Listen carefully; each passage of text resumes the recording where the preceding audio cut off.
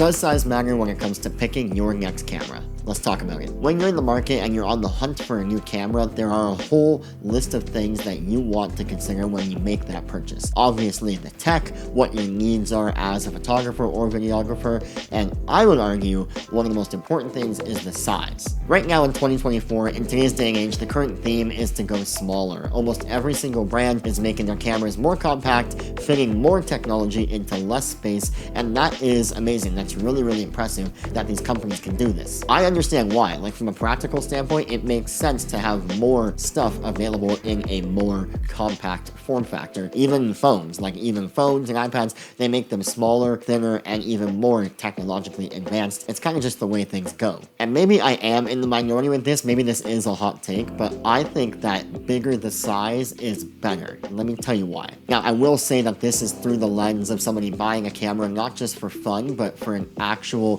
professional use case. Not a fun camera. A fun camera can be a small point-and-shoot digital camera. Doesn't really matter. It doesn't actually serve a purpose of utility. It's more so just for fun. Go ahead and get whatever camera you want. These cameras that I'm talking about are ones that will offer you utility, offer you career advancement, make you money, all of that good stuff. And I think the larger is the way to go. First off, with smaller cameras, I think the average size of a hand is actually too large for how small they're making these cameras now from an ergonomic perspective. I actually made a whole video about why I sold my Fuji X100V, and one of the key parts of that video was about how I actually got tired and uncomfortable of holding such a small camera. Now, like I said, most people you ask are going to say the opposite. They're going to say, well, a bigger, heavier camera makes me tired and is less ergonomic, but I think the opposite might be true. You see, I just picked up this Canon 1N film camera, and this is by far the largest camera I own, but look, my entire hand, every single finger down to my pinky, fits on the side grip of this camera with room to spare. On a camera like the Fuji X100V or the Sony A7C or any of those cameras that are more compact form factors, that is not the case. So for me personally, I feel more confident with a camera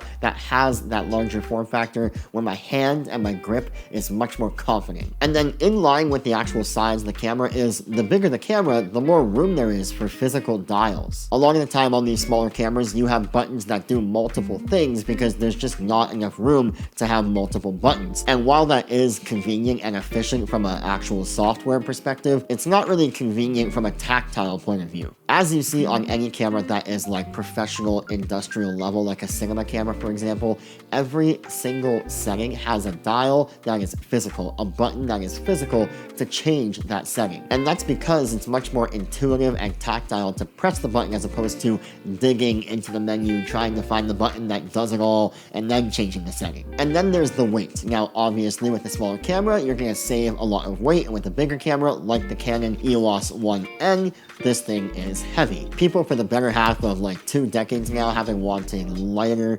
cameras that they can go out and explore all day and travel with and not worry about the camera actually bogging you down. But I think if your intention is to actually be professional with this thing, the weight of your camera, whether it's 1 pound, 2 pounds, 5 pounds, I don't think that should matter at all. I think you should frankly suck it up and be okay with carrying your camera and your lenses and all your gear, no matter how long the trip is, no matter how long the excursion is. It is meant to be a workhorse. Now, obviously in this video, I mentioned cameras like the Fuji X100V, but let's be honest, that camera is more of a prosumer level camera, not exactly a professional workhorse. So I get why a camera like that is much smaller, much cuter in the form factor, because it's meant to kind of serve that purpose. Now again, obviously this is all opinion based. There's no factual right answer here with what camera you should buy based on the size and the weight of it, but this is genuinely my hot take on the camera industry as a whole right now. I think bigger, I think larger, I think heavier is better. I've said this in a previous video. If I could only shoot with one camera for the rest of my life, it would probably be like the newest Canon 1DX, whatever that is at the time, because it's so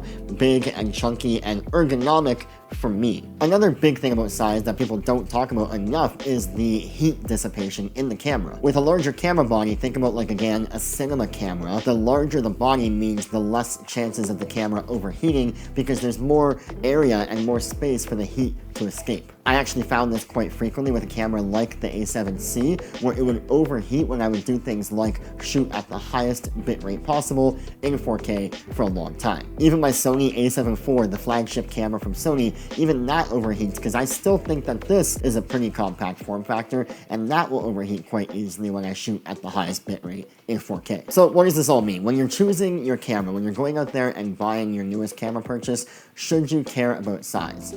Definitely. Think about what camp you're in. If you're like me and you like a larger form factor, well then make sure that the camera you're buying is going to suit that need. Or on the opposite end, if you want light and you want portable and you want compact, well then also make sure the camera you're buying works for that. It's not the make it or break it metric when you buy a camera necessarily, but it is something important to consider when you are looking at the different camera options on the market. Let me know what you guys think down below. Are you guys team big or team small when it comes to camera sizes? I would love to hear what you guys think about this. But until next time, I will catch you guys in the next one.